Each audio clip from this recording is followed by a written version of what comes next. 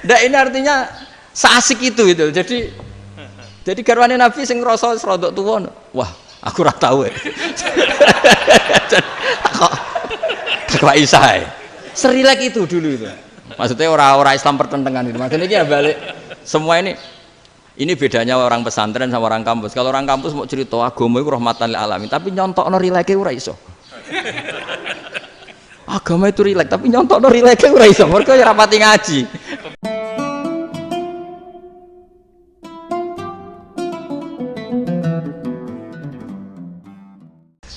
Assalamualaikum warahmatullahi wabarakatuh. Bismillahirrahmanirrahim. Rabbi shrah li sadri wa yassir li amri wa hlul 'uqdatam min lisani. Allahumma shalli wa sallim ala sayyidina Maulana Muhammadin wa ala alihi wa sahbihi ajmain. Amma ba'du. Ini yang saya hormati pertama, pengatur saya ini Profesor Dr. Haji Maskuri. Yang cara ngomong enggak kayak profesor tapi kayak jurkam. Jadi kalau ciri utama akademisi itu kalau ngomong itu teduh, datar, runtut, sehingga memaksa orang lain itu menerima karena runtutan logika yang terbangun. Ya, kalau ini ndak, pokoknya kasar gitu, pokoknya orang itu. Ini agak lazim, agak dalam dunia ilmu. Semua wakil rektor, semua yang hadir yang saya hormati, saya seperti yang dikatakan moderator, Pak Sinten.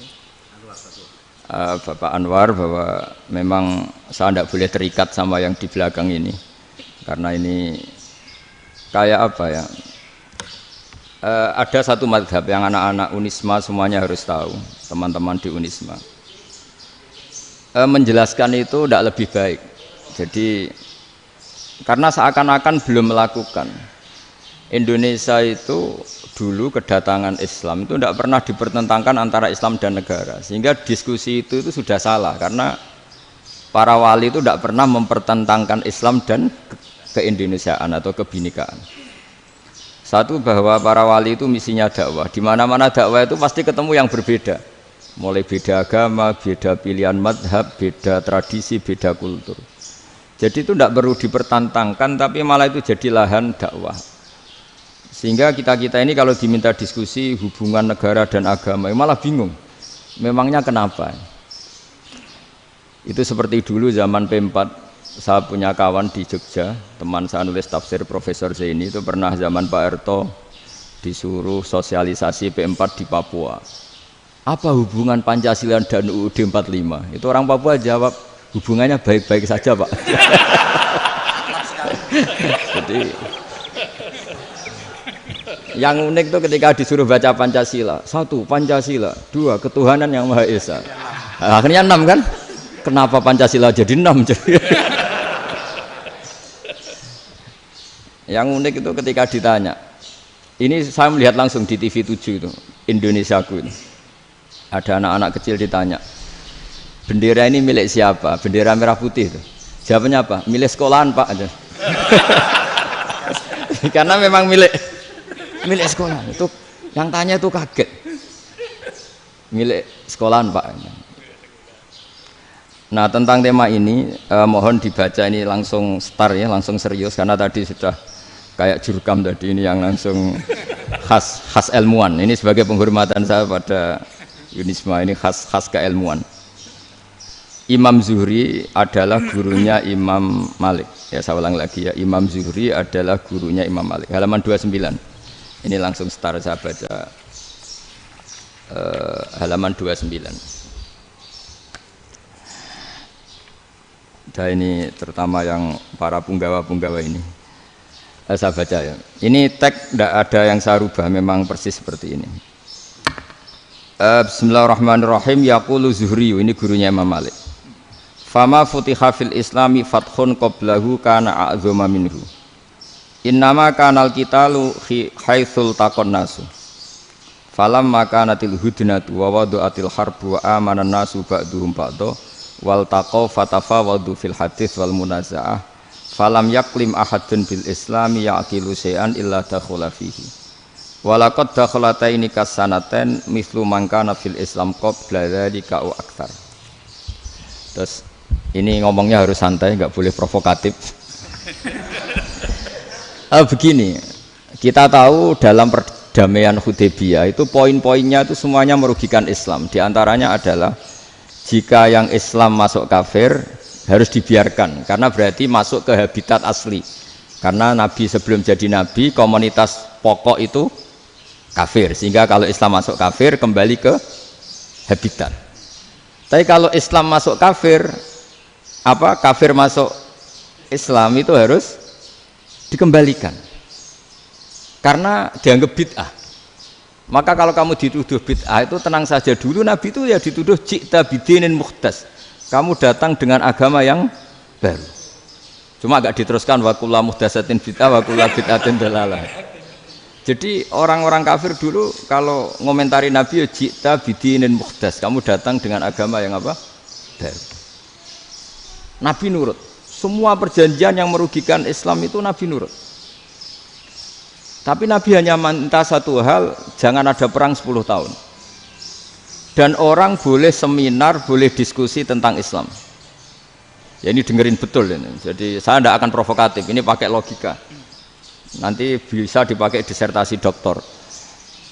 Tapi saya minta orang boleh diskusi, boleh seminar tentang Islam. Akhirnya saat itu juga ada orang yang masuk Islam. Di depan tulisan itu belum kering istilahnya. Datang ke situ namanya Abu Jandal bin Suhail bin Amr. Itu datang ke Nabi, ya Rasulullah saya ini mau masuk Islam. Kata orang-orang kafir, ini pertama Muhammad, kamu komitmen enggak sama perjanjian? Kalau kamu komitmen harus kamu kembalikan. Nabi bilang, ya Abu Jandal kamu kembali ke mereka, ke habitat mereka, yaitu menjadi kafir, di komunitas kafir maksudnya. Akhirnya nangis. Umar, Sayyidina Umar itu mendekati Abu Jandal, kemudian memberi isyarat supaya ngambil pedangnya. Jadi isyaratnya wong ini baca ora wis. Maksudnya orang-orang kafir. Tapi Abu Jandal nggak mau. Singkat cerita akhirnya kembali ke komunitas kafir. Tapi yang dikatakan Imam Zuhri cara analisis ini nggak bisa pakai provokatif, harus pakai analisis. Innama kanal qitalu haitsul taqon nasu. Yang namanya perang itu menjadikan orang tidak berpikir jernih. Ini poin yang diambil oleh Rasulullah. Kalau dibahasakan Nabi curi kesempatan, masuk Nabi dikatakan mencuri, meskipun itu hanya bahasa ya. Nggak mungkin lah kita bahasakan seperti itu. Saya ulang lagi ya. Kenapa ada perang berkesinambungan sampai tahun ke-8 Hijriah? Mulai tahun kedua ada perang Badar sampai tahun 8 Hijriah itu perang terus. Nabi sama orang kafir perang terus. Akibatnya apa Pak Profesor? Namanya perang itu ya nggak kau bermikir. Pokoknya agar ketemu Islam perang, Islam ketemu kafir perang nggak kau bermikir.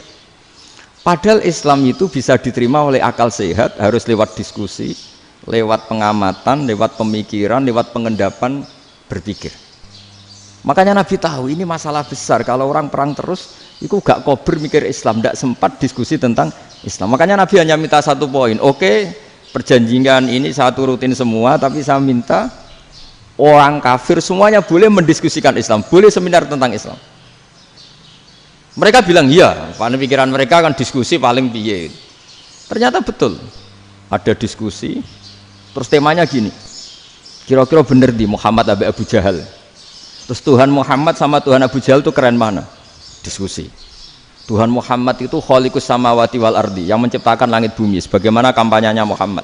Ya mereka masih jangkar bilang Muhammad. Kalau Tuhan kita, ya berhala itu yang kita bikin, yang kadang rusak, yang kadang kudanan, terus lemutan, pokoknya terus diskusi. Kita kok bener pengirannya Muhammad. Terus Muhammad Abu Jahal. Mulai dhisik Muhammad itu ratau bodoh nih. Mulai dulu Muhammad tuh gak pernah bohong. Abu Jahal, waduh, wis bodoh nih ngongkonan. Wis ribet kan? Dan semua diskusi itu mengarah ke kebenaran Islam. Wah, akhirnya ngomong kafir sing tokoh-tokoh cara Jawa yo. Wah, semane jebule masalah ini kan. Artinya gini, kalau kita ingin Indonesia damai, sebenarnya yang untung itu Islam. Karena Tuhan yang menciptakan langit dan bumi tentu gak akan diperbandingkan atau akan dikalahkan oleh Tuhan yang lahirnya saja sudah di bumi. Misalnya kita menjual Tuhan Allah, siapa itu yang menciptakan langit bumi, yang ada sebelum langit bumi, bandingkan dengan Tuhan yang lahirnya di bumi, ada tanggal lahirnya, ada aktenya, itu kan sudah ribet kan. Begitu juga kalau memperbandingkan tokoh, Muhammad itu siapa? Tokoh yang bisa menyatukan pan Arabik, tokoh yang begini-begini, yang sayang istri, sayang keluarga, dibandingkan dengan tokoh Abu Jahal, Abu Lahab yang corong jauh penggaweannya yang ngerugikan orang lain. Akhirnya orang itu mulai tertarik sama Islam. Makanya kata Az-Zuhri pakai bahasa dulu, falam yaklim ahadun bil Islam. Tapi kalau sekarang yang populer itu bahasa yatakallam. Sebenarnya yang benar itu bahasa kalimah yaklimu kalaman, karena masdarnya itu kalam, berarti sulasi nopo mujarrad. Tapi di fiilnya itu mujarradnya enggak kelaku. Jadi di fiilnya takallama yatakallamu, tapi untuk masdarnya yang kelaku kalaman. Jadi ini agak unik, agak gak lazim. Mestinya kan takallama ya takallamu takalluman, tapi di masdarnya kalam populer, tapi di fiilnya tidak populer. Saya teruskan ya, ini penting sekali. Jadi menjual Islam, kalau boleh dibahasakan menjual, itu tetap enak dalam kondisi damai. Karena kalau kita perang, itu bawaannya kalau ketemu ya perang, kalau ketemu perang, sehingga orang itu rakober diskusi loh, saat benernya Islam sampai kafir itu bener di. Karena tidak kau berdiskusi, tidak sempat diskusi, orang yang milih yang kafir, karena yang mayoritas yang kuat, sementara Islam zaman itu lemah. Lah Nabi itu yang diminta hudnah, yang penting kita damai. Terus orang boleh mendiskusikan benar mana kita dan mereka. Ya setelah diskusi ya tadi kan nggak mungkin Allah yang begitu keren hebat pencipta langit bumi dibandingkan berhala yang mengurus dirinya sendiri saja tidak bisa. Walhasil terus orang mulai tertarik sama Islam dan aturannya nggak boleh dilarang diskusi itu. Nah makanya saya pernah ditanya beberapa profesor di Jogja, Gus, suatu saat kalau kampus paling keren di Jogja ini ada Islamic Studies, kemudian pengajarnya dari berbagai agama, ini riskan nggak bagi Islam? Saya jawab, asal yang didiskusikan Islam itu nggak masalah, yang repot itu nak umat Islam. Karena kalau umat Islam yang jadi percontohan, banyak raja yang dolim, banyak pemimpin muslim yang dolim, terus identik dengan Islam itu jadi dolim kan ribet. Ya kalau pas umat Islam, kalau Islam yang kumat kan jadi masalah kan. Nah ini kan terus jadi beda umat Islam sama Islam yang lagi apa? Kumat. Singkat cerita terus Islam mendapat posisi yang luar biasa. Nah makanya di sini diistilahkan falam makanatil hudnah, ketika ada perdamaian wa amanan nasu ba'dum ba'do, orang merasa aman, itu fatafawadu fil hadis wal munazaah, mereka berdebat. Munazaah itu berdebat, keren mana konsep Muhammad dengan konsep Abu Jahal, keren mana konsep Tuhannya Muhammad dengan Tuhan kita, terus diskusi. Dan mereka akhirnya ikrar, wah yang benar ya Muhammad lah, di mana-mana Tuhan tuh ya sebelum langit dan bumi, di mana-mana Tuhan yang punya reputasi menciptakan, masa Tuhan reputasinya diciptakan kayak berhala dan sebagainya. Ibadah juga gitu, ibadah wong kafir itu kalau tawaf itu telanjang, ibadah Muhammad santun pakai pakaian. Terus akhirnya mereka mulai tertarik Islam, sehingga saya lihat di beberapa tafsir, saya memang tidak akan ngomong yang tidak serius, ngergani Unisma ben sawangane pemikir serius. Di Quran itu sampai lihat di tafsir Tobari itu ada ayat bal naqzifu bil haqqi 'alal batil fayadmaghuhu fa idza huwa zahid. Qadzafa itu kalau di kamus tak lihat itu takallama bila dalilin. Qadzafa itu ya pokoknya sekenanya. Artinya gini, kebenaran Islam atau kebenaran hak itu kamu taruh sekenanya saja itu tetap menang. Apalagi kamu taruh secara teratur, kamu taruh sekenanya saja itu tetap menang. Sehingga di sini banyak sahabat yang hidup di Cina. Sekarang juga banyak orang alim yang milih hidup di Amerika, banyak orang alim yang milih hidup di Inggris. Dan mereka pede, percaya diri, karena kebenaran itu kamu letakkan di mana saja, itu tetap akan menang, akan menemukan momentum kemenangannya. Misalnya gini, contoh paling gampang. Dulu para peneliti, saya ulang lagi, dulu para peneliti itu ya datang kemana-mana, termasuk Ibnu Battuta, termasuk Ibnu Khaldun, ya semua peneliti itu suka neliti. Setelah diteliti, Quran itu satu-satunya kitab suci yang membicarakan sains, misalnya tentang falak, tentang astronomi, tentang asal-usul kejadian manusia, kejadian makhluk. juga bicara tentang geografi, geologis, semuanya. Sementara kitab lain hanya cerita tentang mawaid wal hikam wal ibar. Jadi diteliti kayak apa, pada akhirnya hak ini yang menang. Bal naqdhifu bil haqqi 'alal batil fayadmahu fa idza huwa zahid. Saya berkali-kali cerita, ada ulama yang ahli matematika. Ketika ditanya kenapa kamu suka ngajar matematika, sampai muridnya itu ragu, ini guruku mlebu swarga ta ora, penggaweane mulang matematika.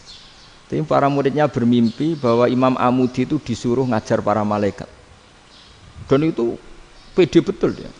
Kata Allah, ini ulama saya yang iman kepada saya setingkat iman kamu. Jadi malaikat itu tidak mungkin Gusti, kita menyaksikan langsung engkau sementara ini di bumi, nggak nyaksikan jenengan. Kenapa bisa sepede dan seyakin itu? Akhirnya Imam Amudi disuruh ngajarin matematika. Jadi Anda kalau profesor itu nanti harus sempat ngajari malaikat, itu baru benar-benar profesor. Jadi nanti di akhirat ngajari siapa? Malaikat. Jadi ada seminar yang melibatkan banyak malaikat, narasumbernya itu seorang profesor. Itu ketika kenapa engkau begitu yakin kalau Allah itu Tuhan dan Allah itu Al-Wahidus Shomad. Terus Imam Amudi mulai nulis angka gak beraturan, 2, 3, 4, 5 sampai 1 miliar, 1 triliun, pokoknya gak beraturan.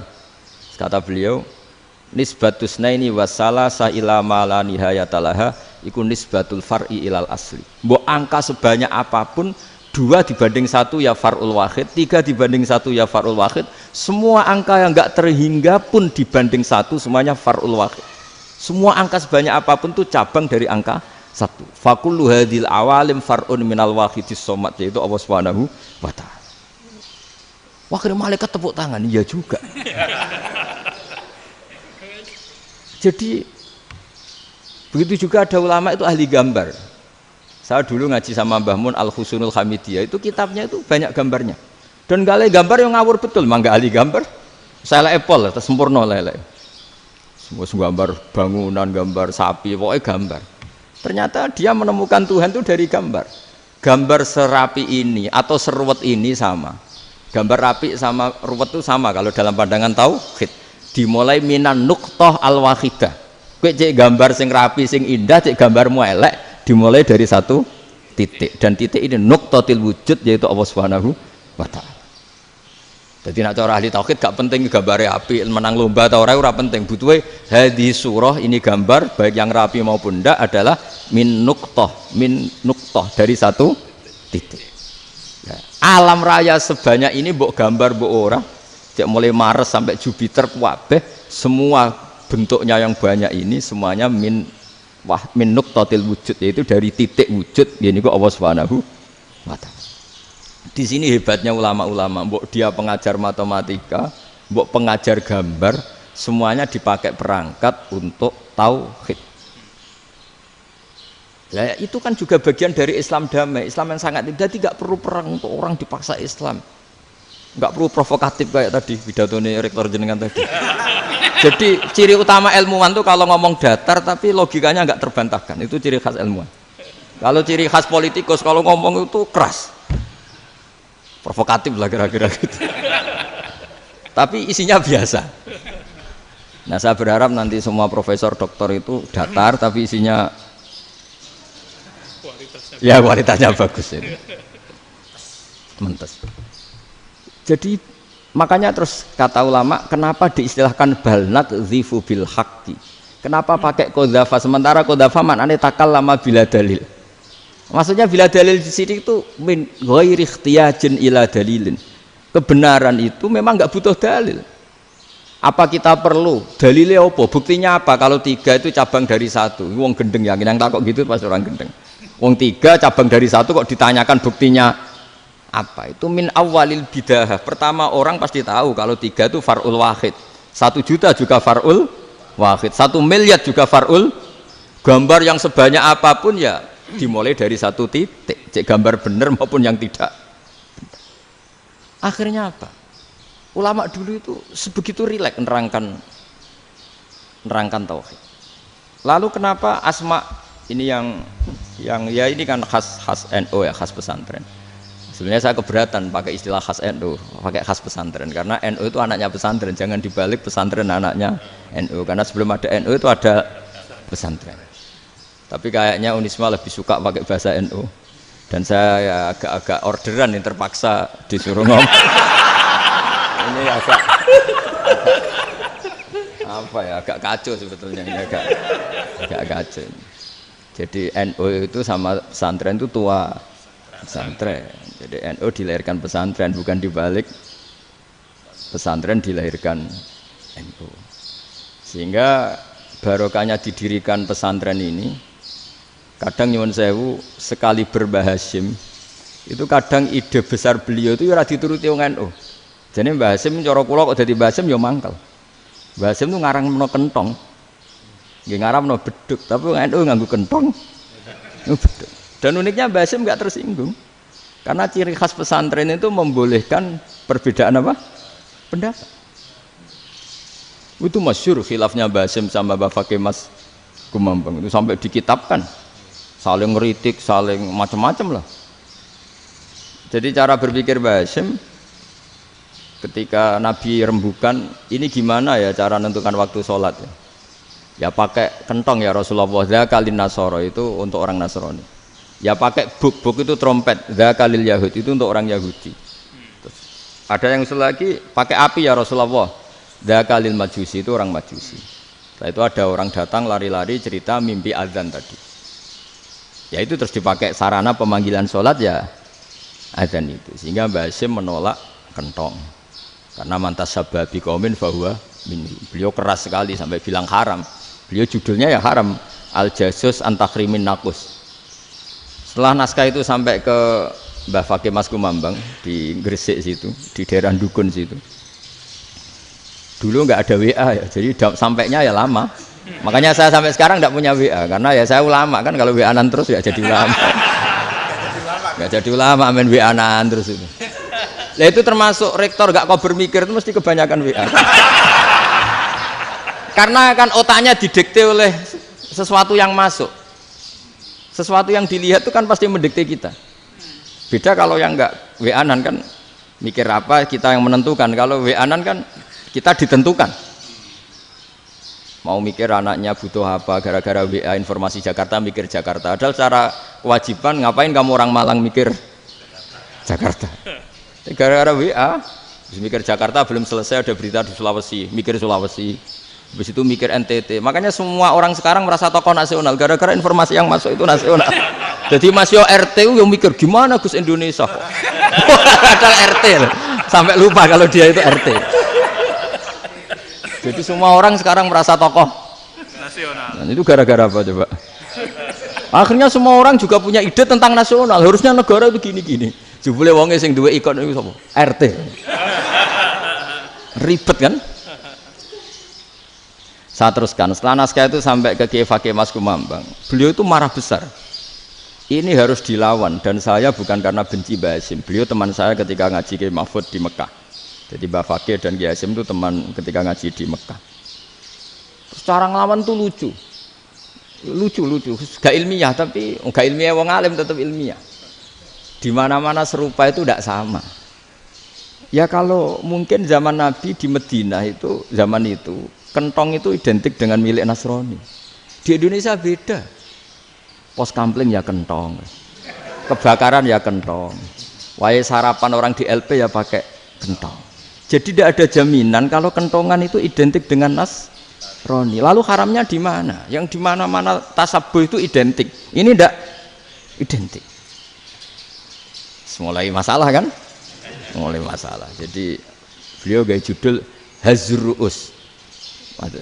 Hazruus itu kepala bergeleng-geleng. Sekarangan kok ngene jadi sekarangan kok provokatif gitu. Nah. Dan itu Mbah Hasyim ya hormat Mbah Fakih hormat Mbah Hasyim. Saya sendiri secara pribadi itu lebih suka pendapat Mbah Hasyim sebetulnya. Karena bagi saya sholat itu sakral. Ya sudahlah kalau sakral ya dipanggil dengan sesuatu yang sakral yaitu kalimat thayyibah azan. Tapi saya tidak akan bilang kalau kentongan itu haram. Karena kalau haram alasannya mirip orang Nasrani. Sementara pos kampling ya pakai kentong, ada banjir ya kentong, ada kebakaran ya kentong. Jadi tidak identik untuk misa atau untuk sholat ala Nasrani. Tapi itu dulu ya rileks saja, dua beliau itu ya saling menghormati, padahal saling kritik. Dan dulu ulama yang beda madhab itu ya saling menghormati. Imam Syafi'i itu kalau sholat di kawasan Masjid Abi Hanifah ya tidak kunut. Ketika ditanya kenapa kamu tidak kunut, sementara engkau berpendapat kunut itu sunat, ikroman di hadal madhab, saya sangat menghormati madhab. Imam Ahmad bin Hambal itu berpendapat kalau orang pakai bekam, pakai iftisot atau hijamah itu batal sholatnya. Sementara Imam Syafi'i mengatakan tidak batal apa sholatnya atau wudunya tidak batal. Tapi Imam Ahmad itu ditanya, apa kamu makmum Syafi'i? Bagaimana mungkin saya tidak makmum sama wali kutub seperti Imam Syafi'i? Padahal menurut keyakinan Imam Ahmad ini sholatnya batal. Ini habis iftijam udah wudu. Tapi tetap saja beliau karena perbedaan pendapat di furu' itu lazim.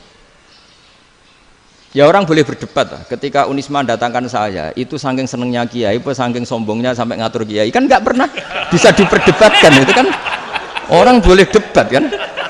Itu saking angkuhnya apa saking senengnya kan nggak jelas kan?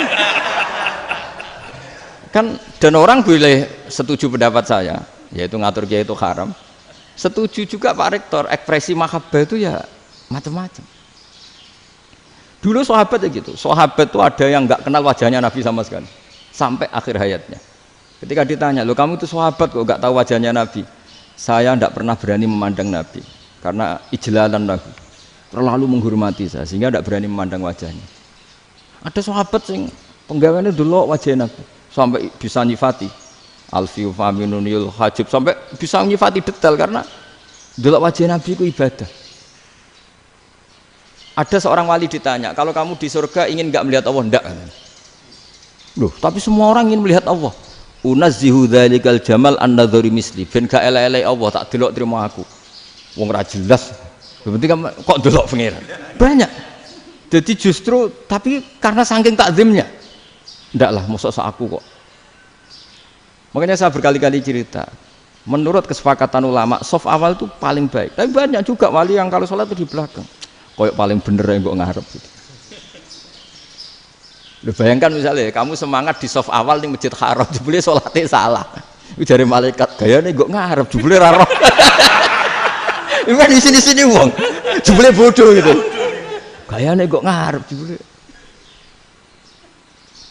Coba orang kalau sowan Mbah Mun yang berani di depan itu kan ya ketuanya atau jubirnya kan. Yang merasa ndak pati pinter-pinter kan mesti di pojokan. Artinya sudut pandang seperti itu ya sah saja, apa? Sah saja. Makanya banyak sahabat yang jarang sowan Nabi, alasannya takut ganggu Nabi. Banyak yang sering sowan Nabi, alasannya seneng Nabi. Yang sowan ya seneng Nabi, yang enggak sowan alasannya seneng. Lu Nabi itu tokoh, punya keluarga, punya anak. Kalau saya sering sowan berarti sering ganggu. Yang sering sowan dia alasan ini khazanah kita harus istifadah. Jadi zaman dulu itu ya biasa, dua sahabat yang satu milih mahabbah itu milih sering sowan, yang satu juga mahabbah milih tidak sering. Karena pertanyaannya bisa dibalik kan, sering sowan apa sering ganggu coba. Nabi Abedar, assalamualaikum. Nabi nimang cucunya, assalamualaikum. Ayo bener yang sowan apa bener yang enggak kalau seperti itu. Akhirnya terus diatur sedemikian rupa oleh Quran. Walau annahum sabaru hatta takhruja ilaihim lakana khairal lahum. Jadi sahabat kalau mau sowan Nabi ya nunggu di sufah. Kalau Nabi keluar berarti milik publik, sekali masuk ke dalam tidak ada sahabat yang berani sowan. La tadkhulu buyutan nabi illa ayyudzana lakum. Kalau soal sampai masuk dalam harus nunggu dipanggil. Karena sekali Nabi masuk dalam itu milik privat keluarga, milik istrinya, milik cucunya, milik keluarganya. Jadi Nabi sekali keluar ke ruang itu berarti milik publik. Itu terus jalan tengah. Karena kalau langsung masuk, bayangkan saya itu sering menyaksikan. Mbah Mun habis ngaji 2,5 jam ngaji Jalalain. Baru masuk, assalamualaikum. Padahal yai mungkin mau ke kamar mandi, mau ini itu. Jadi dulu itu Quran sangat modern. Sebelum ada dokter ngatur tamu, rektor ngatur tamu itu Islam sudah modern. Dia kan nggak fair kan? Misalnya saya ke Unisma harus janjian pakai ini. Terus kalau misalnya ke sini selonang-selonang kan lucu kan, mentang-mentang kiai terus juga sowan-sowanan selonang-selonang. Padahal kalau kita mau ke mereka pakai protokol. Sering tidak fair dunia ini, tapi karena aku kiai ora oleh gelo ya sudah. Akhirnya saya memutuskan gak gampang kemana-mana karena itu. Saya sering didatangi ajudannya menteri, Gus mau ada tamu dari Jakarta tanggal ini, mesti saya bilang, mereka milih tanggal yang mereka kosong, kok tidak mikir apa saya pas itu kosong. Tak jawab enggak lah, sebelum diatur bahasanya dan tawaduknya gitu. Akhirnya dibalik, datang lagi, Gus jam jenengan kosong apa kita menyesuaikan. Lah itu lagi dia akhlak kata saya. Itu baru punya akhlak kata saya. Bukan masalah ini, bukan masalah gengsi ya. Saya sendiri itu dolan ke alumni itu jarang karena ya takut. Kiai kan yang nganggur jam 9 nganggur, jam 10 nganggur. Bisa saja alumni itu kerja di pabrik, bisa saja yang latihan ekonomi di pasar. Sehingga kalau saya datang jam 9, iki kiai sing nilai santri ini, apa kiai sing ganggu santri. Nah karena orang ini melakukan rutin gak kok berpikir, pokoknya ngono jenenge silaturahim. Mau nyerah kok berpikir, padahal kalau diangen-angen ini kiai yang nilai santri ini, apa kiai yang ganggu santri ini karena datang di jam kerja. Nah, bayangkan kalau kebenaran dulu itu dikawal oleh satu peradaban perang. Jadi Nabi sesuai diangen-angen mbek Nabi. Perang Badar menang Nabi, perang Uhud menang wong kafir, perang ini gonta-ganti. Apapun itu yang penting satu kesimpulannya, cara Rasulullah kesimpulannya satu. Orang tidak kober mikir kebenaran secara mengendapkan pikiran dengan pikiran jernih. Maka hebatnya Nabi ketika perjanjian, pokoknya saya minta nggak ada perang. Dan orang boleh mendiskusikan Islam. Itu luar biasa idenya Nabi. Karena bawaan perang itu orang kan nggak kober mikir. Ibarat seorang misalnya senang satu perempuan, ketemu rivalnya langsung perang kan gak mikir. Tapi kalau kau bermikir, dia ngenangen cawe wedok iku ora seneng aku. Untungnya apa untuk wong ayu ora seneng, malah mau loro hati. Terus sudahlah, buruan dialihkan kemana kan gitu. Itu nak mau amen WA-an tukaran lewat SMS atau tarung langsung ora kau bermikir. Tapi kalau kau bermikir, akhirnya berpikir nih, perempuan tadi sebenarnya yang disenangi siapa? Oke, ternyata senang Pak Rektor. Sudah kita ngalah. Karena tidak ada nikmatnya kan menikahi perempuan yang sama sekali tidak mencintai kita. Tapi kalau nak kau berpikir pokoknya diprovokasi, wah kue kalah mbek A, kue kalah mbek B. Pikirannya kan, ojo sampai kalah. Bareng wis menang ternyata ada mas. Lah. Nah bayangkan Islam itu seperti itu dulu, dipertarungkan. Luang Islam itu dinu aklin, agama yang diterima dengan akal sehat. Tapi sekarang ukurannya perang. Yang menang berarti benar, yang menang benar. Kan terus jadi repot. Itu Nabi tidak ingin, makanya Nabi ingin sudahlah, nggak ada perang. Nah, makanya kata Imam Zuhri, fathul Islam terbaik adalah orang boleh diskusi tentang Islam dan tidak ada perang. Lagi-lagi penting, tidak perang itu penting, silmun itu penting, perdamaian itu. Setelah tidak ada perang, akhirnya fatafawadu fil hadis wal munazah, orang boleh diskusi apa saja, termasuk boleh adu polemik. Konsep satu Tuhan dan Tuhan banyak diperdebatkan. Akhirnya Nabi secara rileks bisa menjelaskan. Muhammad, urusan kita banyak. Kalau Tuhannya satu tidak cukup, Tuhan harus banyak untuk menyelesaikan berbagai urusan. Ada Tuhan bagi rektorat, bagi macam-macam kan. Ada Tuhan untuk ngurusi utang, ngurusi BPKB, macam-macam. Terus kata Rasulullah, enak saja Nabi jawabnya. Ya kalau kamu punya majikan banyak, perintahnya beda-beda, kamu mangkel enggak, bingung enggak? Ya susah mat, kalau majikannya banyak, perintahnya beda-beda, kita jadi repot. Seneng mana? Seneng majikan satu. Ya sudah Tuhanmu itu majikan kamu. Kalau Tuhannya banyak, perintahnya macam-macam, kamu yang repot. Akhirnya sudah mat Tuhannya satu aja. Nah, itu ya barokahnya diskusi tadi, barokahnya enggak perang.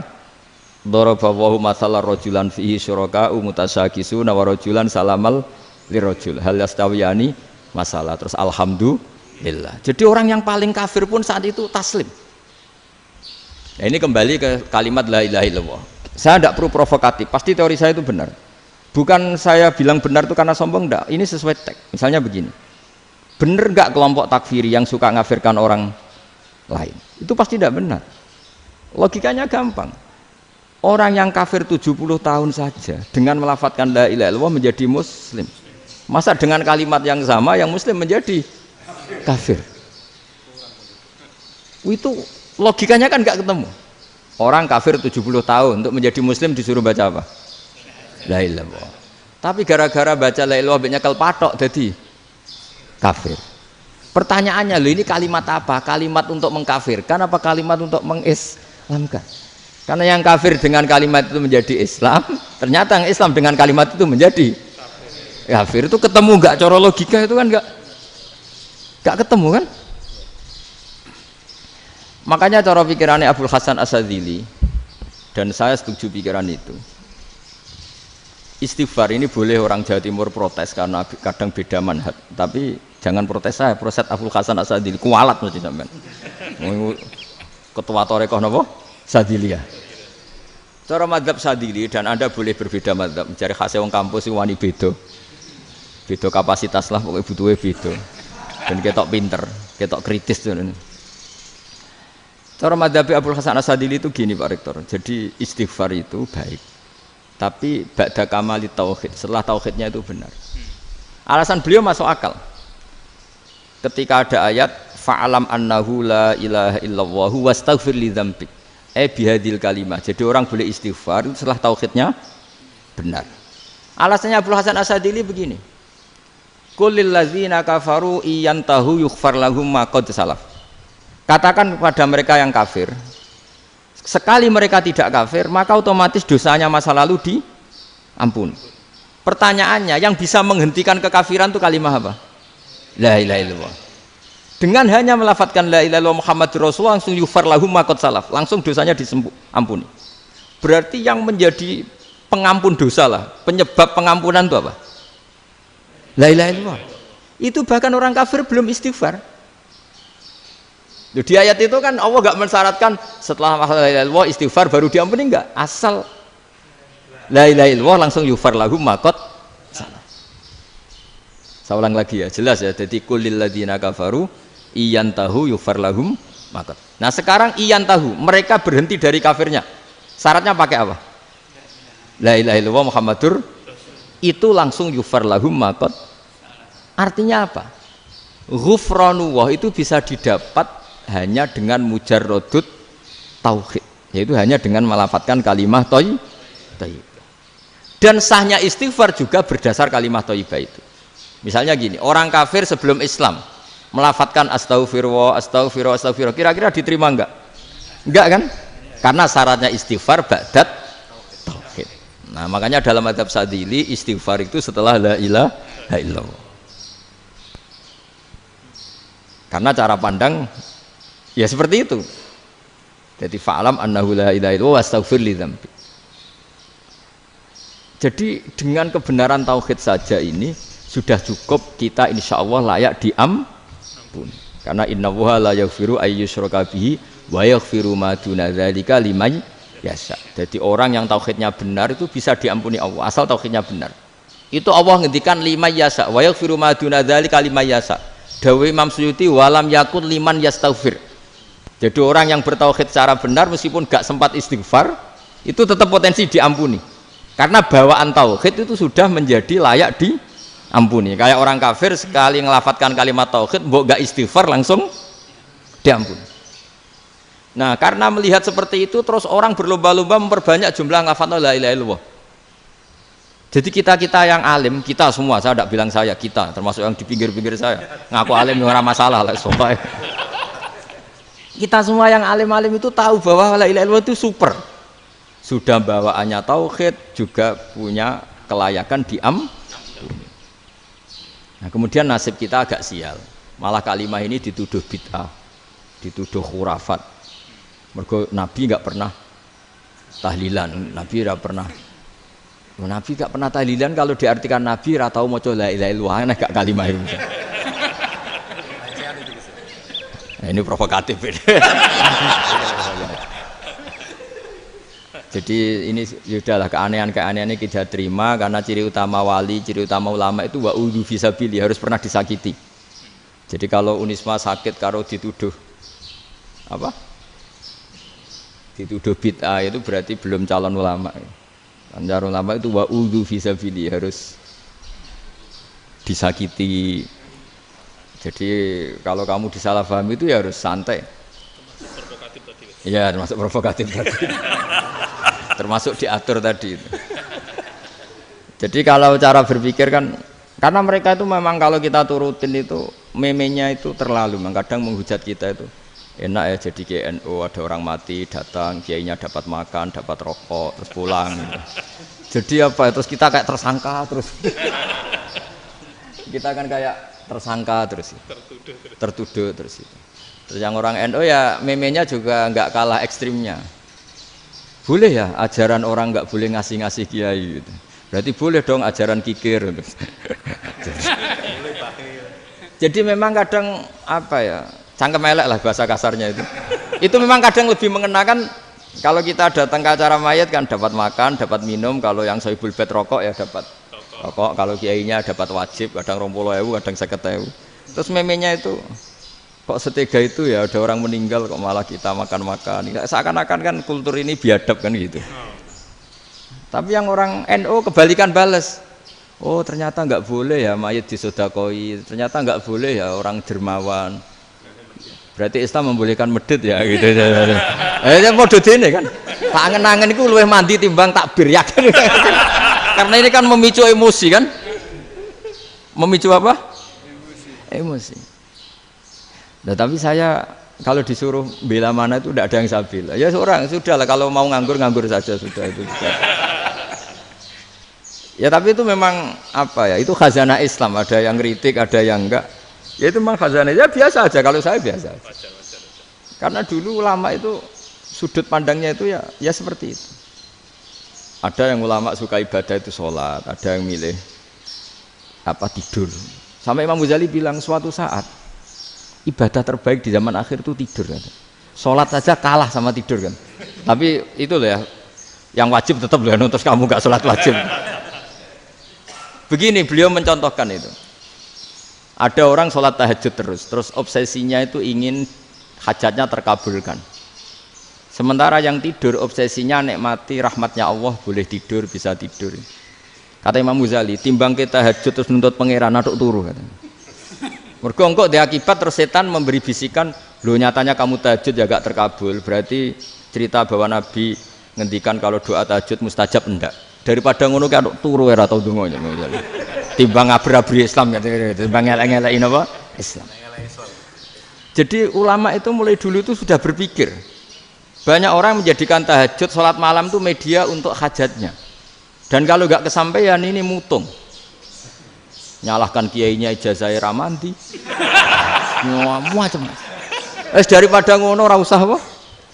Tahajud itu turu. Dan jenis kayak ini tuh banyak. Makanya ulama kayak saya itu saya naik dewi itu ya jarak. Saya sering didolani muhibbin terus bilang Gus saya doakan gini-gini saya mau nyalon bupati atau saya gini. Saya bilang gak waduh orang dongo nak ramandi darani ulama dongane ramandi. Nak mandi kamu jadi bupati tetap nganggep karena beli. Sopo sing ora roh bupati saya gak beli. Ribet kan? Ketika mereka jadi ngunsurkan doa kamu apa karena kemarin beli? Yang beli maksudnya nggak beli nggak usah tersinggung. Jadi ribet ngadepin. Nggak artinya gini loh, boyo doa itu jangan dipakai begitu loh. Kalau minta nasihat tak nasihati jadi bupati yang baik, gubernur yang. Kalau minta doa itu resikonya. Akhirnya kiai-kiai kalau diminta doa ya doa sebenarnya diisinya itu nggak doa kemenangan. Itu nggak selamat gitu. Karena ribet. Makanya Islam itu doa itu setelah iman. Aturan iman benar baru doa. Aturan iman benar termasuk Allah itu yaf'alu ma yasha, boleh melakukan yang dikehendaki. Allah enggak boleh terdikte oleh doa kita, enggak boleh. Ya saya ulang lagi ya, mazhab Hasan Asyadzili ini khas kita. Jadi la ilaha illallah itu didahulukan sebelum istighfar. Tapi kebalikannya mazhab Imam Sanusi itu dibalik. La ilaha illallah itu kalimat yang sakral. Karena yang sakral dibutuhkan muqaddimah. Yaitu yang melafadzkan harus yang sudah bersih, yang sudah steril baru melafadzkan la ilaha illallah. Maka dalam mazhab Sanusiyah istighfar dulu baru la ilaha illallah. Nah, cara mazhab Abu Hasan Asyadzili kebalikan, istighfar itu sah setelah sahnya tauhid. Kamu ikut mana dulu? Asyadzili apa Sanusiyah? Alhamdulillah sama-sama tidak paham ya sudah. Akhirnya sudah. Ya saya nggak kemana-mana kan gitu. Jadi apa ya? Terus ini saya teruskan ini biar khas pesantren atau khas NU lah kalau bahasa Pak Rektor khas NU. Ini Ben sampean tahu beberapa perbedaan itu lazim. Halaman 24. Ya, halaman 24 sama 25. Tak baca, ini masih orisinil. An Sufyan bin Uyainah, ini juga gurunya Imam Syafi'i. Kata Sufyan bin Uyainah, beliau cerita, kana Isa wa Yahya alaihi masalam ya'tiyanil qaryah. Fayas'alu Isa an syirari ahliha. Wa yas'alu Yahya an khiyari ahliha. Jadi Nabi Isa dan Nabi Yahya itu satu generasi, sama-sama masih muda. Kalau di satu kampung yang Nabi Yahya tanya, ini keluarga terbaik siapa? Saya mau nginap di situ. Karena kumpul orang baik itu nyaman. Kalau Nabi Isa kebalikan, keluarga terburuk mana ya, saya tak di situ. Nah terus akhirnya faqala lahu Yahya lima tanzilu ala syirarin nas. Kenapa kalau kamu bermalam kok malah kumpul orang-orang yang nakal? Innama ana tabibun udawil mardo. Saya ini nabi ibarat dokter. Di mana-mana dokter yang ngumpuli yang sakit, ngobati yang sakit. Makanya di NU itu ya banyak Kiai Jazab mengumpuli yang nakal-nakal. Nak tepak yang entas yang nakal, nak ra tepak ya katut. Ini adu nyali lah sudah gitu. Tapi itu ada ilmunya, yaitu niru Nabi siapa? Isa. Kalau kamu dokter penelitian itu cari daerah yang banyak pandemi apa yang bersih? Yang banyak pandemi, karena yang namanya penelitian ya di situ kan. Kalau kamu dakwah ngentas kemiskinan, ke daerah miskin apa daerah kaya? Nah sama, kalau ngentas kefasikan ke daerah fasik apa daerah orang soleh? Fasik. Ya, tapi itu Nabi Isa. Nah kalau kamu tidak Nabi kan potensinya kan tuh. Tapi setidaknya bahwa kita sering disalahkan karena punya beberapa tokoh yang ngancani fasik-fasik, itu sebenarnya ada dalilnya, yaitu Nabi siapa? Isa. Nah terus masalah tegas dan lunak. Ketika ada mahasiswa misalnya pacaran, boncengan lanang dan perempuan, itu pilihan kita apa? Kalau tegas terus gak mau mendengar kita, misalnya gini contoh gampang, tak beri contoh Pak D, jangan orang tua, nanti secara fikih itu beda. Nah ini kan kita orang pesantren, nah, biasa ngaji fikih detail. Kamu Pak D seorang perempuan, mahasiswi misalnya, sering pacaran, setiap ke situ sama pacarnya kamu diam saja, padahal kamu dosen keislaman. Mesti pamanaan kamu nyimpulkan, ternyata pacaran itu tidak apa-apa, buktinya Pak D itu tidak negur, menengahi. Ini berarti as-sukut alal mungkar. Tapi kebalikannya, Pak D ini terkenal keras. Nak rono mesti raja kuponaan. Akhirnya yura rono. Mesti ngerti nak mesti diamuk.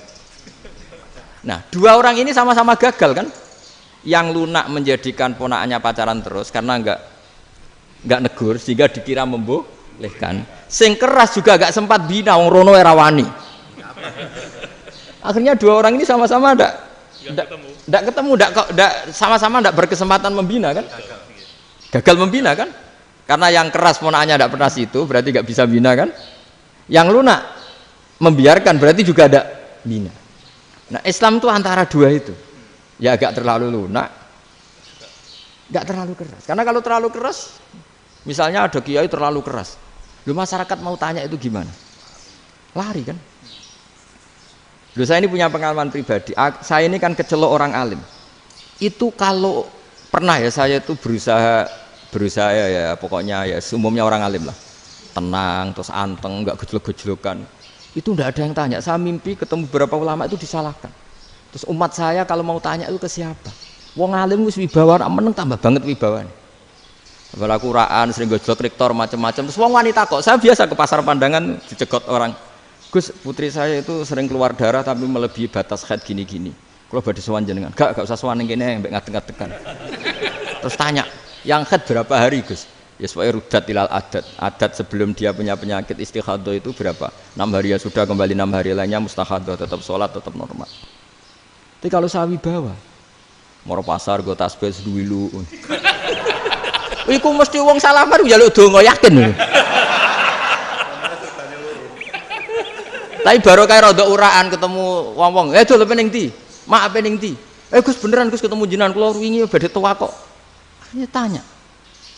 Dadi uraanku iku amdan. Lha nek sampean asli, iki asli uraan. Karena ndak uraan lah tetap ndak wibawa kan. Jadi baru kayak uraan itu ya banyak. Saya itu kalau ngantor di Jogja itu banyak orang yang tanya. Ya biasa tuh tanya macam-macam. Karena saya uraan. Ke pasar ya orang, bahkan di bis sering ketemu orang, wah beneran Gus kalau badhe sowan jenengan badhe tanya ini. Ya sudah di sini aja. Jadi semua itu diilmoni. Nah, Nabi itu punya sisi yang dua-duanya jalan. Memang beliau luar biasa, dipilih Allah yang luar biasa. Nabi ketika wibawa itu banyak sahabat yang bahkan mengenali wajahnya aja tidak bisa. Ka'anna ala ru'usihim at-toir. Bayangannya seakan-akan di kepalanya itu ada burung yang takut terbang, saking antengnya. Tapi Nabi sekali mengeluarkan job, sekali santai, itu sahabat tanya itu sampai yang nggak pantas ditanyakan. Nabi saat tadi kumpul istri saya, tapi tidak inzal, itu wajib mandi ndak. Aro'aita law anna ahadana ya'ti imro'atahu walam yunzil. Itu ya ditanyakan. Nabi pun kumpul ya betul saged inzal sepundi. Guys betul lagi. Terus ya ada yang tanya macam-macam. Ya saking ada sahabat dipanggil Nabi tambah lari, dipanggil lagi tambah lari. Panjenengan nyeluk, oh pas kula kumpul bojo kula. Lah kula kuwatir jenengan orang suci, saya belum mandi, makanya saya lari. Nabi ngendikan innamal mukmin thahir, ya nak masalah ketemu kiai ra apa-apa ijek junub. Sementing kok nak salat ya adus sik. Tapi Nabi sekali pakai madzahirul jalal, tapi pakai wibawanya, itu orang enggak berani ngomong. Tapi sekali Nabi rileks, itu orang bisa tanya apa saja, termasuk halal yang enggak pantas. Ada sahabat itu tanya lucu, tanya Maimunah. Maimunah itu ya cantik tapi sudah agak tua lah. Maimunah, ya umal mukminin, hukumnya ngambung bojo pas Ramadan piye? Wah gak roh aku, gak tahu diambung kan Nabi pas Ramadan. Tanya Saudah, wah malah ngarah diambung kalau Saudah itu kan wis tuwa itu. Lucunya istrinya dia jawab, tanya Aisyah yang mungkin Nabi. Iya, yang mungkin tanya Aisyah. Itu yang usul ya istrinya Nabi Maimunah. Selalu Aisyah. Tanya Mbak Aisyah. Ya Amirul ya umal mukminin gini-gini. Wah, Aisyah yang cantik masih perawan kan. Qabbalani Rasulullah bahwa oh Nabi biasa ngambung-ngambung pas Ramadan dan beliau tetap puasa. Akhirnya fakih ngarang kan wa takbil fi Ramadan wa tublah la tubtilu shauma ngambung ora. Iku ya udah biasa di sini. Ya nasi bojone ayu. Ndak ini artinya seasik itu. Jadi garwane Nabi sing ngrasa rodok tuwa. Wah, aku ora tahu. Kok Aisyah. Serilek itu dulu itu. Maksudnya orang Islam pertentangan itu. Maksudnya ini ya balik semua ini bedanya orang pesantren sama orang kampus. Kalau orang kampus mau cerita agama itu rahmatan lil alamin, tapi nyontokno rileke ora iso. Agama itu rilek, tapi nyontokno rileke ora iso. Mergo ya rapati ngaji. Contohnya ora iso, dadi mau gawe kaidah kok Islam itu rahmatan. Jadi Nabi itu lah, Allah juga gitu. Allah itu kalau sudah memperlihatkan madzahirul jalal, itu mbok malaikat Jibril rawani. Ketika Allah dengan madzahirul jalal. Tapi kalau Allah dengan madzahirul jamal, madzahirul apa? Jamal. Iku ya gojok-gojok kan ambek makhluk gojok. Ya buli-bulian cara sakniki. Ya sampean delok ning hadis syafaat itu, akhiru man dakhalal jannah atau akhiru man kharaja minan nar itu di beberapa judul. Ada seorang rojul yang ahli neraka ya, dintas mbek pangeran terus ditudono swarga. Gusti, swarga, ngiler tok ora wong wayu ora, wis ngiler tok. Ngerjaluk Gusti mosok roh tok ora oleh mlebu. Jarimu asal mlebu metu kon neraka ora jaluk-jaluk meneh. Sumpah lho ya, gak jaluk apa-apa meneh. Mboten Gusti. Sekali saya keluar dari neraka ndak akan minta apa-apa lagi. Wis. Wallahi, wallahi. La as'alu ghairaha. Mesti ghaira khoslah, ghaira tilkal khoslah. Ya niku pokoke selain keluar dari neraka saya ndak akan minta lagi. Didono swarga wong do kelon seru wibet kan. Sing bojone elek kan dendam dadi ning swarga iku. Swarga iku wis macam-macam lah. Gusti mosok roh tok ora oleh mlebu. Jarine janji ra njaluk meneh. Akhire ya wis didelokno neraka. Jadi pangeran jawabe gampang didelokno neraka. Roh neraka begitu menyakitkan, begitu ngeri. Sudah Gusti saya tidak minta surga, sementing enggak masuk neraka. Rabbana srif anna adzab jahannam. Setelah lama itu dihadapno swarga njuk mlebu swarga, terus dihadapno nang neraka. Akhirnya ya sudah. Saiki mlebu swarga gak apa-apa. Iku jawabe lucu. Atas tazyub jenengan ngenyek kula. Wong karuan ra ahli swarga kok mlebu swarga. Terus akhirnya mlebu swarga, kan mlebu swarga tamanna, sangen-angen sing mbok jaluk apa? Barang angen-angen yang indah-indah, laka wa asratu amsal. Ya siku tak turuti wa asratu amsalih lan lipatan ke-10. Jawabe wong lanang ya lucu. Atas taziubi wa anta rabbul alamin. Jenengan pangeran kok ngenyekan. Maksudnya wis karuan aku ora pantes. Terus jare pangeran, la astazi'u bika walakinni ala ma asya'u qadir. Aku gak ngenyek kowe, pancen aku pangeran. Nuruti kowe iku iso. Jadi Allah sendiri ketika dengan madzahirul jamal itu malaikat ya ono sing wani bantah. Masyhur itu kan malaikat sing bantah pangeran ataj alufiya mayufsidu fiya wasfikut. Karena Allah dengan madzahirul jamal. Yang paling masyhur Nabi Musa. Nabi Musa itu ketika Nabi Mi'raj. Nabi Mi'raj itu beliau kira-kira di langit keempat lah yang masyhur atau kelima. Ngelangkai. Nabi Musa nangis, ya Rabbi ini apa-apaan? Orang sing ja'a ba'di kemudian melangkai makom saya ini apa-apaan? Jadi Nabi Muhammad kan apapun hebatnya kan junior. Kok melangkai makom saya ini apa-apaan? Enggak fair. Sampai Nabi Muhammad itu tanya gini sama Jibril. Reaksi Allah gimana ketika melihat Musa seperti itu?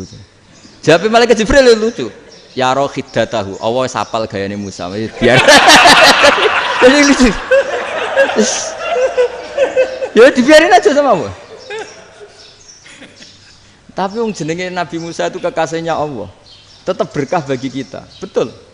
Ketika setelah Mi'raj diwajibkan sholat 50, gentenan Nabi Musa kelihatan nabinya. Sebenarnya Nabi Musa itu sebetulnya loh, gak nguntungkan kita sebetulnya, tapi yang nguntungkan. Sebenarnya ndak niat nguntungkan kita, tapi nguntungkan. Nabi Ibrahim kan di langit ke-6, keren lah. Konti jong ketemu Allah ngeten-ngeten kan sholat seket. Karena Nabi Ibrahim terkenal Nabi baik, tidak bantah. Bareng Nabi Musa, kenapa diceluk pangeran? Kalau kan sholat ping seket. Inna ummataka la tutiku dalik. Wah, gak kuat umat. Serai-rai gak umatmu orang arah kuat seket rokaat. Tapi sebenarnya Nabi Musa itu niatnya bukan membela kita. Fa inna ummati la umatku sing gagah-gagah ra iso meneh umat. Berarti sebetulnya ya itu masih pakai gengsinya sebetulnya. Wes ngono-ngono lah sementing kita untung. Sebetulnya dia itu enggak terima wong umat saya aja yang lebih kuat. Enggak kuat apalagi umatmu. Lah terus sebutin irji ila rabbika fas'alhu takhfif. Itu berarti Allah dengan madzahirul jamal. Sudahlah, datang ke Allah minta keringanan. Allah itu baik. Minta, ambek Allah diringana mau 5 tok, jadi cek 45. Balik ke Nabi Musa, piro 45, cek ra kuat umat. Wong umat kowe ra kuat, dadi sebenarnya bela. Umat kowe ra kuat. Lho cara Nabi Muhammad model wong Malang, yo beda umatku mbek umatmu. Ribet kan? Beda. Lho Nabi Muhammad kan ndak seperti itu kan? Ndak punya akhlak Malang kan, akhlak. Maksudnya akhlaknya mujur itu loh, akhlak yang baik gitu loh. Ya akhlak yang mujur, bukan yang Malang gitu. Jadi Nabi ya manut. Tinggal 40 kan, dikurangi lagi 35 sampai 9 kali kan, masyhur itu. Ya kan kalau dikurangi 55 kan berarti turun naik kan 9 kali. Itu setelah 5 itu Nabi Musa aja usul, masih ragu. Itu cara Nabi munggah nentek. Ini entek ya. Terus iya doa tuntas betul. Bisa bebas. Terus munggah ado-ado lha opo? Ngapain itu? Akhirnya Nabi Muhammad sudah sampun ya kalimah Allah, saya ini malu sama Allah Musa. Sudah 9 kali dan diturutin terus. Jadi Allah kalau dengan madzahirul jamal itu Nabi Musa biasa nego sama Allah. Tapi ketika Allah dengan madzahirul jalal itu Nabi Musa enggak berani. Yaitu di hadis syafa'ah. Hadis syafa'ah ketika manusia datang ke Nabi Adam, ya tuna Adam. Ya Adam anta abul basar ngene isfa'li ana inda rabbik. Kamu saya minta mensafaati kita. Nabi Musa, Nabi Adam inna rabbi qad ghadibal yawma ghadaban lam yaghdab qablahu mislah wa la yaghdab ba'dahu mislah. Ini Allah sedang murka besar dan tidak akan murka seperti ini lagi. Sudah saya tidak berani, nafsi. Nabi Ibrahim enggak, termasuk Nabi Musa ketika itu ya enggak berani. Karena Allah dengan madzahirul jalal. Itu Nabi Musa enggak berani. Sudah saya sendiri itu pernah salah. Yaitu saya membunuh seseorang yang enggak disuruh oleh Allah membunuh itu. Yang pas jotosi orang Kipti. Akhirnya datang ke Nabi Muhammad. Pas ke Nabi Muhammad, Allah dengan madzahirul jamal.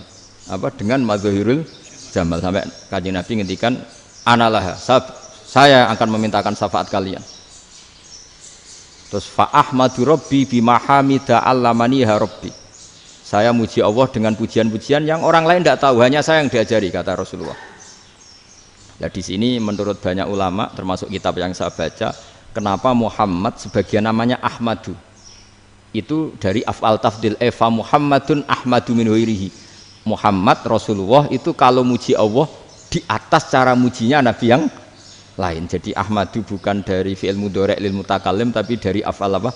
Tafdil. Fa Muhammadun Ahmadu min ghairihi.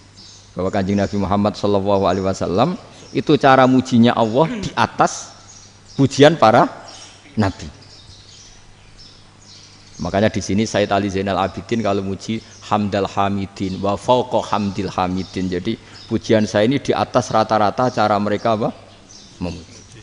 Yaitu sirinya apa? Nabi itu tahu bahwa akhirat itu tidak bisa batasi Allah. Kamu tidak bisa nyemprit Allah. Allah, ini akhirat loh. Amal sudah ada manfaat. Ingat itu. Tidak bisa seperti itu. Allah itu nggak bisa tunduk sama konstitusi yang bernama akhirat. Artinya Allah meskipun di akhirat tetap duwe hak yaf'alu ma yasa atau yaf'alu ma yurid. Nggak bisa kamu terus wah ini akhirat, amal ra iso dikirim wong mati, amal ra iso dikirim. Yo pangeran kok mbok atur. Kalau kita yang mengirimkan nggak bisa, tapi kalau Allah tetap bisa. Makanya ada kiai mengatakan kodok qadar ora iso dirubah, itu kamu. Makanya ada seorang kiai ditanya, kodok qadar ora iso dirubah sekali dicatat selesai. Jari kiai tadi, tapi nak Allah iso. Dalile apa? Yang huwa ma yasha wa yusbit. Nak Allah ya iso, sing ra iso kan kita. Nah, Nabi itu tahu betul meskipun akhirat itu Allah masih bisa dinego saking baiknya. Akhirnya Nabi sujud, masyhur itu terus, ya Muhammad irfa' ra'sak wasal tu ta wasatu safa. Semat sirahmu angkat, kejo apa tak turuti. Terus semenjak itu Nabi minta apa? Syafaat. Artinya apa? Ketika Nabi lain berpikir bahwa akhirat ini membatasi amal, karena sudah Nabi tahu betul kalau Allah tetap Allah, yang nggak terbatas kekuasaannya, nggak terbatas rahmatnya juga saat di akhir. Makanya disebut fa Muhammadun Ahmadu min ghairihi. Makanya wa mubasyiram bi rasuli ya'ti mim ba'di ismuhu Ahmad. Jadi makanya terus banyak GNU sing macam-macam lah. Sing ana sing potongane wedi terus hati-hati. Niku berarti makome Madhahirul Jalal. Ana sing amen guyon nek makome Madhahirul Jamal. Ana sing ra jelas ngene iki, sing ra jelas. Nak guyu buanter kok nak nangis kok buanter. Jebule urusan utang. Lah ini sudah yang udah. Jadi makanya yang rileks saja. Sebenarnya agama ini santai, rileks karena agama ini harus bifarohin wasururin. Enggak boleh agama ini dibawa dengan kekerasan, dengan antisosial. Karena agama ini harus kul bi fadlillah bi rahmati fa bidzalika falyafrahu, harus senang, harus rileks. Makanya saya jadi kiai itu senang takutnya gini. Sekali saya tidak senang jadi presiden buruk. Ternyata jadi wong alim ora enak, itu contohnya. Sampean merengut terus uripe susah, nanti orang tidak berani jadi orang alim. Makanya saya buktikan bahwa saya lebih bahagia dibanding rektor. Nanti orang yang jadi rektor semua ingin jadi orang alim. Saya pernah ketemu sekian rektor di Jogja, tanya, Gus, kenapa jenengan bela-belain pesantren sampai segitu? Kan keren kampus NU, sekarang ada Unisma, ada NU Jogja, ada NU Jepara gini. Tak bilangin gini, sampai rektornya itu istighfar. Gitu. Saya bilangin gini, ini sekaligus tak kasih tahu ini rektor Unisma ini. Tak bilangin gini, andai kan tidak ada kiai kayak saya itu Islam bisa tutup. Kok bisa Gus? Misalnya ada perempuan haid faqal adat, itu kalau untuk tahu hukumnya haid daftar dulu ke Unisma, daftar dulu kan, setelah daftar nunggu pelajaran haid, baru tahu haid setelah 3 tahun dari masalahnya. Gitu. Tapi baru kayak kiai ketemu saya di jalan, Gus anak kula nu haid ngeten-ngeten mboten normal, hukumnya piye? Oh hukumnya ngene dibalekno ning adat, ora usah registrasi, ora usah daftar. Jadi ya harus ada istighfarnya lah. Unisma juga harus istighfar, semuanya harus istighfar. Karena ada sisi yang nggak mewakili kebutuhan Islam. Tapi saya sebagai kiai juga istighfar. Karena fakta hukum mengatakan yang boleh jadi KUA yang jabat, yang boleh kemenak yang punya gelar. Dan ini yang mengawal Islam secara undang-undang karena mereka yang bikin. Nah, karena kiai tidak punya gelar tidak bisa jabat di situ. Saya juga istighfar. Jadi tidak sampai untuk yang istighfar. Karena yang kebutuhan ini terwakili yang punya gelar. Tapi yang punya gelar juga harus istighfar tadi. Mosok kepen roh hukum khed ngenteni kuliah sik. Ngentek itu aja nanti nunggu guru yang pas mata pelajaran itu. Ya, terus kapan dekne salate wong jawabannya belum ketemu. Tapi baru kayak saya kan ketemu di jalan tanya. Terus saya sering ketemu. Gus, saya ini bapak angkat. Mau nikahkan putri saya, itu gimana itu? Kalau cerita wali sebenarnya anak saya sok. Kalau nggak cerita nggak sah karena saya bapak angkat. Itu banyak. Hanya tak akali ya sudah wali yang sebenarnya taukil pada hakim tanpa diketahui, tapi hakikatnya itu taukil hakim. Itu kan tidak gampang. Nah, tapi kalau tanyanya di kampus registrasi dulu, daftar dulu, baru tahun berapa ada pelajaran itu? Semester 5 baru tanya. Iya kan? Semester 5 ya? Iya. Oh, itu kan. Jadi jangan kira terus sistem Unisma itu yang terbaik di dunia, enggak juga kan? Enggak juga. Dan sistem-sistem yang lain maksudnya ada. Tapi sistem kiai lho, Mbah Mun juga sering pesen saya, kowe kudu seneng pegawai negeri. Piye-piye sing jaga agama itu pegawai negeri. Kemarin pas acara 7 harinya Gus Roba sama matur itu di depan para kiai. Setelah saya jadi kiai ya itu nyata. Islam di Papua, di NTT yang bawa siapa? Dokter negeri, ya kan? KUA negeri. Barokahnya mereka negeri dijamin negara kan? Barokahnya Muslim berkebutuhan Islam. Akhirnya bikin musola di situ, bikin masjid.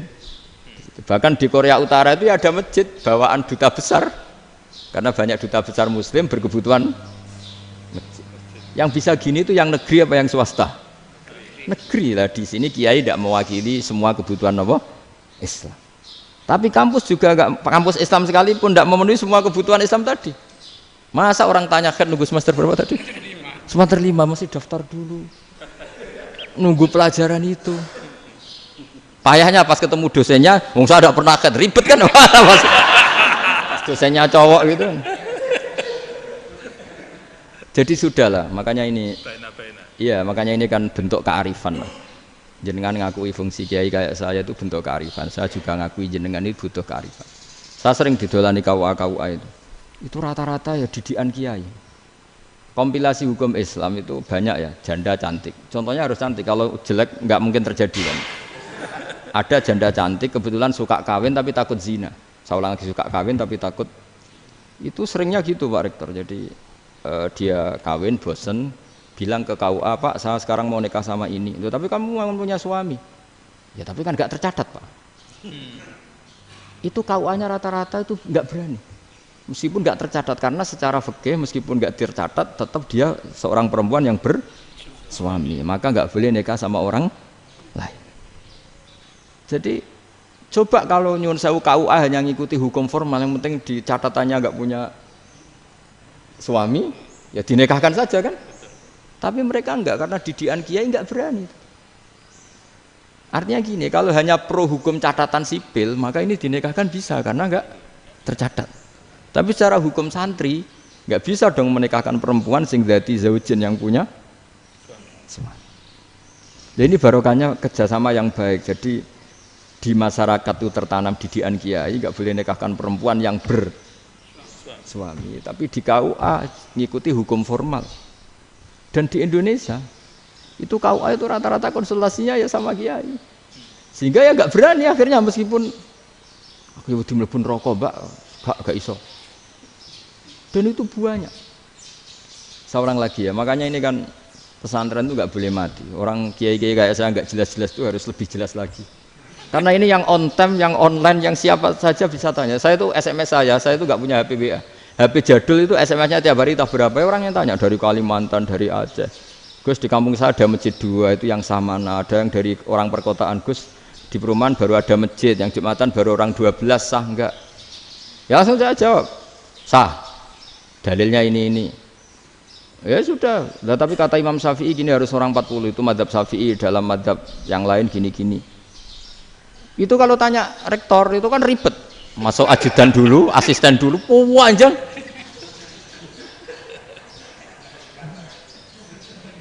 Wah itu kan ribet kan? Manggil dosen dekan VAI dipanggil, dekan VAI nggak mau langsung jawab, cari dosen yang nekuni itu. Usul fikih saya nekuni itu baru seminar, nunggu dulu mbak ini orangnya baru. Panjang kan? Bisa tutup Islam kalau kesuwen. Coba kalau tanya kiai kan enggak ketemu di jalan. Dulu Mbah Zubair kata Mbah Mun. Saya termasuk santri yang diapresiasi Mbah Mun. Dhisik Mbah Zubair ya ngono, anak nong takok pe sowan gak oleh. Gak takok ning kene ae. Jangan biasa ditanya orang ngadeg-adegan. Ya alhamdulillah ilmunya cukup, kalau gak cukup ya kok sik. Jadi sebetulnya orang sopan itu ya agak-agak ada yang ditutupi sebetulnya. Mboten prayogi teng dalan ngenjang mawon matur. Ya sebetulnya ya sebenarnya memang ilmunya agak cukup gitu. Tapi itu sebenarnya secara fikih itu haram, menunda itu haram. Ya haram tuh, coba bayangkan ya, kalau tanyanya sekarang, Gus saya ini sudah keluar darah 1 bulan penuh, padahal normalnya hanya 6 hari. Saya nanti sholat enggak? Kalau nginjang mawon dugi kula, berarti kan hari ini belum ada keputusan. Sholat apa enggak kan? Tapi karena modus tadi, boten prayogi nggih ngendikan ngoten teng dalan nginjang tengen kula. Itu kemungkinannya 2, sopan atau goblok, itu saja. Kayaknya kalau sopan enggak lah. Kayaknya enggak lah kata saya. Karena secara fikih itu jelas haram. Bagaimana mungkin sesuatu yang harus dipraktekkan nanti duhur dijawab besok, berarti duhur, asar sampai subuh belum ada jawaban, berarti enggak ada sholat kan? Makanya dibutuhkan orang-orang alim yang kultural seperti ini, dan NU menghormati kultural. Tapi Mbah Mun juga sangat menghormati Islam formal, karena tadi produk-produk formal itu bisa dilembagakan oleh negara, dan itu kita ikut untung gitu. Makanya Mbah Mun itu kalau punya tamu KUA, punya tamu polisi sampai pejabat itu. Kenapa saya contohkan KUA? Supaya jangan kira seperti pendapat orang-orang hasud, wah ya mesti aja disolani presiden seneng, menteri seneng. Enggak juga. Sebenarnya semua kiai itu mulai KUA sampai polisi, polsek, polres itu seneng semua. Karena sama-sama diajak mengawal bangsa ini, diajak mengayomi semua masyarakat. Tapi kadang-kadang masyarakat ngeritiknya, jenenge kiai disolani menteri ya seneng presiden. Padahal yang sowan kiai itu ya mulai KUA, Kapolsek, kepala desa, RT, mudin. Itu mudin kalau tanya ya lucu-lucu. Gus kalau nate nyembelih pitik kemanian, pitike go gedhe man. Akhirnya wis ngerti nak kemanian langsung tak sebelah meneh. Terusane ku sah ta ora. Ribet. Ya tak jawab, lah pitike pas iku jek urip to ora? Terus urip Gus. Wis sah cara madzhab Malik jek urip. Karena itu ada perdebatan antara madzhab Malik dan madzhab Syafi'i. Nah, cara Imam Syafi'i itu agak ketat. Hewan yang punya kehidupan sudah mutharibah, misalnya ayam jago, contohnya harus jago, karena kalau ayam kecil diikhlaskan haram. Jadi yang cilik wae kan gitu. Fikih itu ya, fikihnya orang Indonesia itu pecundang. Kalau ayam kecil gak ditanyakan, mate ra wis. Kalau jago ditabrak truk kejet-kejet. Andai kan gak disembelih pun mesti mati. Itu cara madzhab Syafi'i itu haram. Karena penyembelihan ini tidak menjadi penyebab kematian, tapi memang karena kecelakaan tadi. Tapi cara madzhab Imam Malik enggak. Andai kan gak disembelih, matinya kan 2 menit lagi atau 1 menit lagi. Andai kan gak disembelih. Berarti mati sekarang itu bawaan pisau apa bawaan kecelakaan? Ya sudah halal gitu caranya. Nah akhirnya ya saya bilang ya sudahlah kita semuanya mati. Jadi cara debat, cara Imam Syafi'i enggak, cara berpikir itu sudah tidak kehidupan yang normal. Yang dimana-mana penyembelihan itu mematikan yang hidup normal. Jadi agak ketat.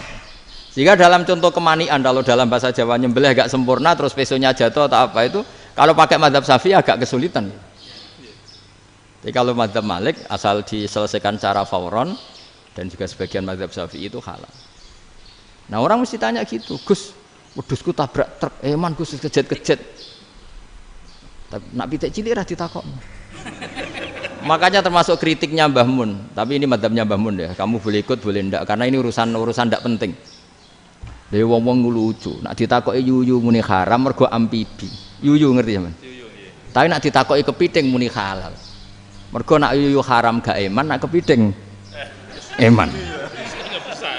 Padahal alasannya coba, kenapa yuyu haram? Karena amfibi kan, bisa di air. Pertanyaannya, kepiting seperti itu ndak?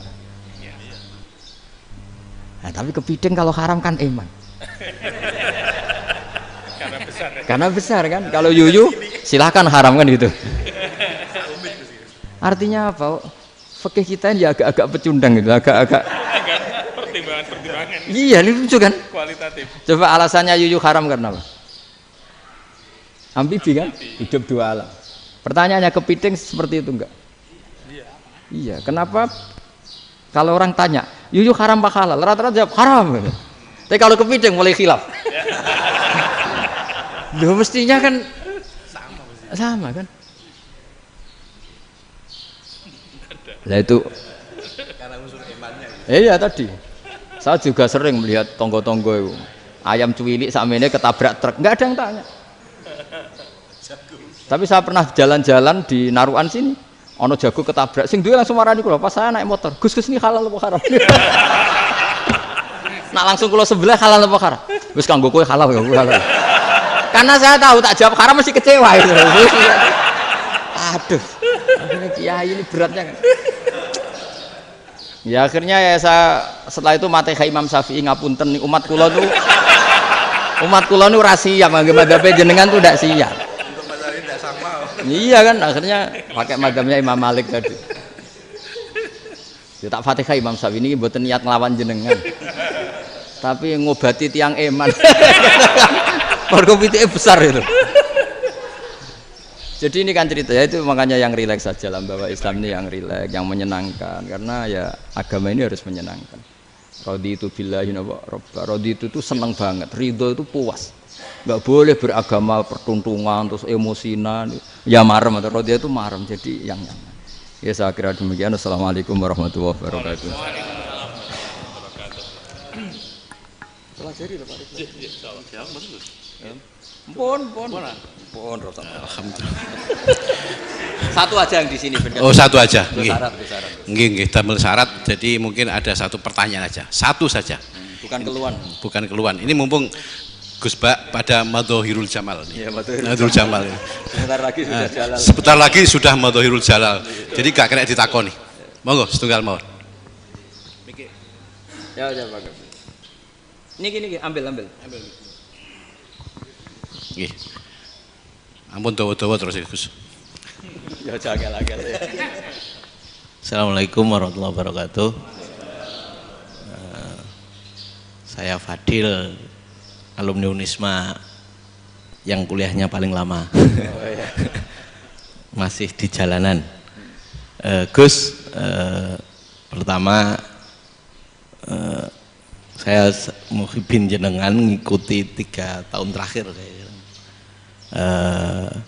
Sepertinya ketika Mbah Hasyim Asy'ari hadir di tahun 1900-an sampai mendirikan itu kok suasananya sama seperti Gus Baha hadir di tengah-tengah situasi genting Indonesia ini. Saya kira yang memunculkan nama Gus Baha di banyak media online yang saya amati itu malah awalnya dari kelompok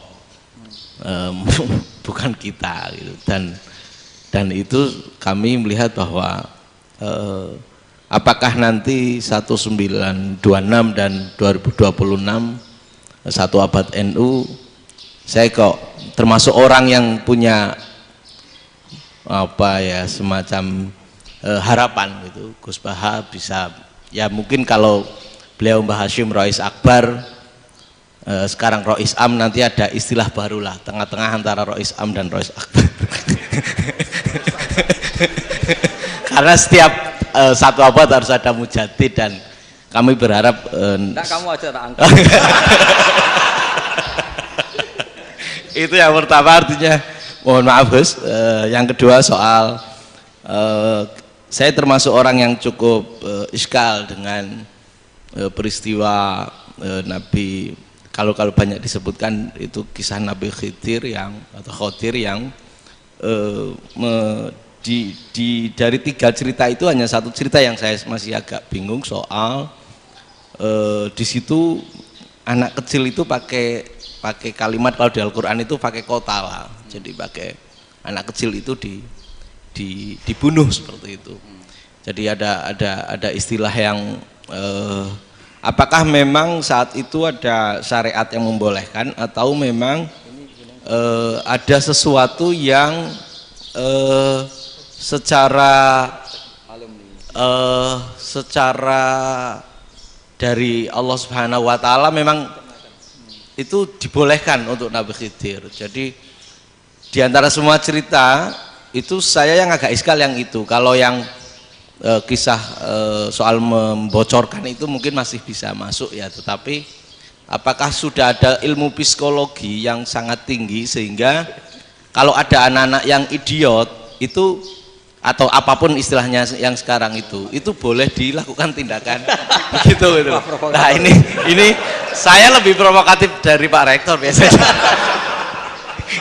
Artinya mohon maaf karena pemahaman saya ada dua pendekatan ilmu yang masuk, satu seperti Nabi Musa, yang satunya seperti Nabi Khidir. Mudah-mudahan ada sedikit penjelasan. Siap Gus, terima kasih. Dan yang terakhir mudah-mudahan karena Indonesia situasi terakhir saya kira kita ketahui lagi pandemi seperti ini Gus, jadi saya juga ingin pendapat Gus Baha, apakah ini situasi pandemi corona itu Allah sedang madhohirul jamal atau madhohirul jalal? Terima kasih. Assalamualaikum warahmatullahi wabarakatuh. Assalamualaikum warahmatullahi wabarakatuh. Monggo langsung mawon Gus. Ini provokatif ini kayak. Loh di situ aja kamu tanya kok terus mirip. Siapa Fadil ya? Dari peternakan ya?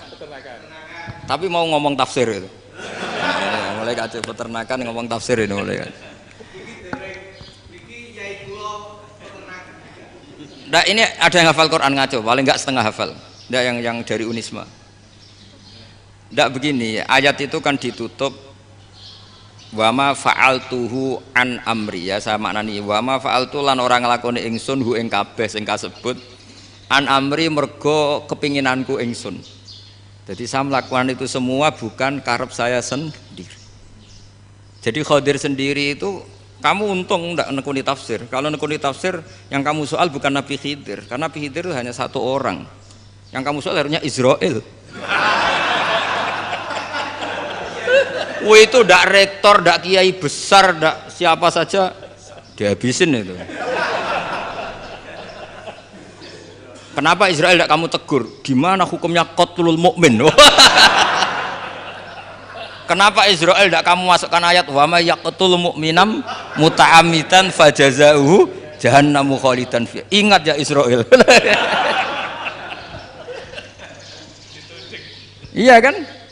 Nah, Israel melakukan pembunuhan itu, kadang yang dipateni nyuwun sewu orang soleh betul. Tapi wae kabundut ya. Itu Israel juga tidak atas pilihannya, tapi karena perintah. Nah, Khadir itu bukan nabi syariat, kira-kira mirip kayak Israel. Karena beliau bukan nabi syariat. Jadi ini agak aneh kan orang nekuni tafsir kayak saya sampai berjilid-jilid kitab. Saya kemarin mata saya agak sakit karena saya nangis itu sudah 2 hari. Bukan mikir sampean tapi mikir ilmu ini harus ada yang mempertahankan.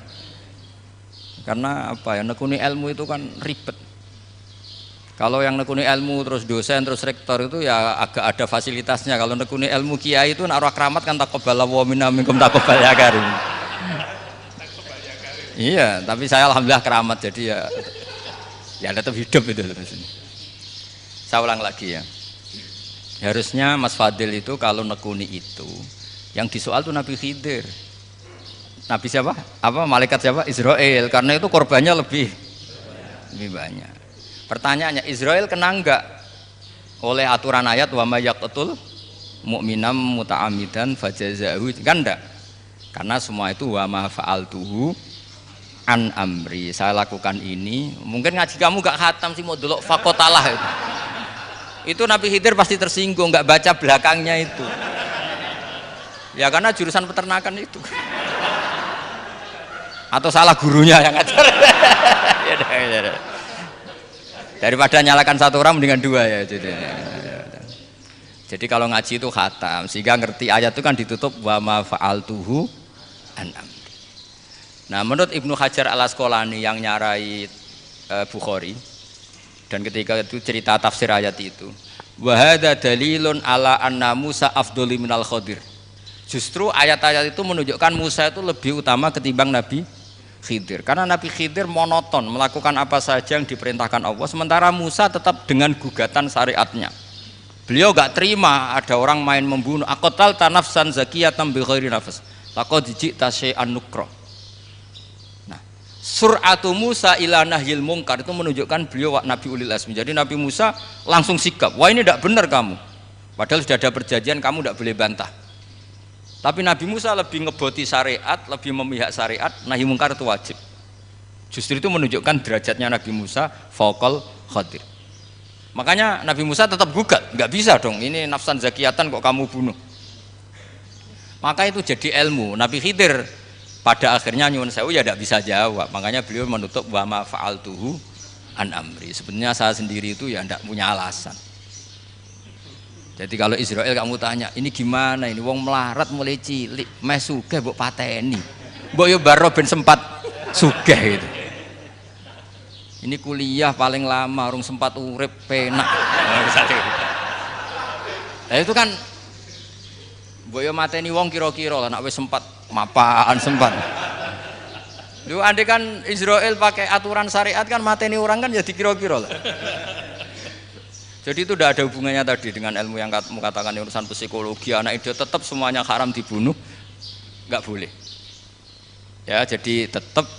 Makanya ini pentingnya ngaji khatam itu tadi. Jadi pada akhirnya Nabi Khidir itu ada punya alasan, hanya ngendikan wa ma fa'altuhu an amri. Pada akhirnya yang paling pokok yaitu semua ini saya lakukan, saya sendiri itu tidak tahu karena perintah. Jadi untung kamu nggak nyoal Nabi Israel. Kalau nyoal diincem ribet kan. Ini orang tadi pas seminar Gus Bak ngeritik saya.